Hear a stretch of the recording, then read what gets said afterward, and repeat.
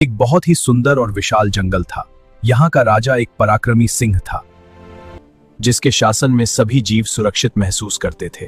लेकिन इसी जंगल में एक गधा भी रहता था, जिसे अपनी बुद्धिमानी पर जरूरत से ज्यादा भरोसा था। हाँ, मैं सबसे चतुर हूँ, देखो मेरी समझदारी। भाइयों, मेरी बात गौर से सुनो। ये शेर अब बूढ़ा और कमजोर हो चुका है। संकट के समय ये अपनी गुफा से बाहर भी नहीं निकलेगा। क्या आप ऐसे डरपोक को अपना राजा मानते रहेंगे?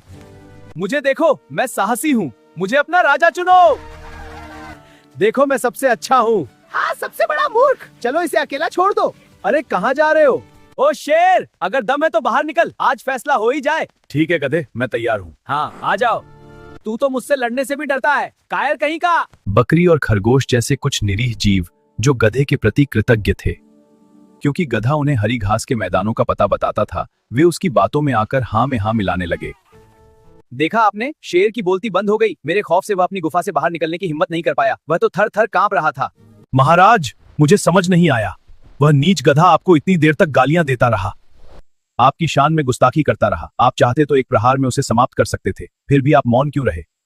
गजराज, शांत हो जाओ। अगर मैं उस गधे से लड़ता तो लोग कहते कि राजा तानाशाह है, जो एक निरीह जीव पर अपनी शक्ति आजमाता है। दूसरी बात, अगर वह मारा जाता है तो उसके जैसे अन्य जीव उसे शहीद बताकर जंगल में विद्रोह पैदा करते। और सबसे बड़ी बात, मेरी शक्ति और मेरा पद किसी गधे की गालियों या किसी के समर्थन पर निर्भर नहीं है। मैं अपने पराक्रम से वनराज हूँ, किसी के सर्टिफिकेट से नहीं। दोस्तों, इस कहानी से हमें यह सीख मिलती है कि हर भौंकने वाले पर ध्यान देना जरूरी नहीं है। आपकी शांति ही कभी कभी आपकी सबसे बड़ी ताकत होती है। न अभिषेको न संस्कार, सिंहस्य क्रियते वने, विक्रमार्जित सत्वस्य स्वयमेव मृगेंद्रता। अर्थात जंगल में सिंह का राज्याभिषेक नहीं होता, वह अपने गुणों और पराक्रम से स्वयं ही राजा का पद प्राप्त करता है।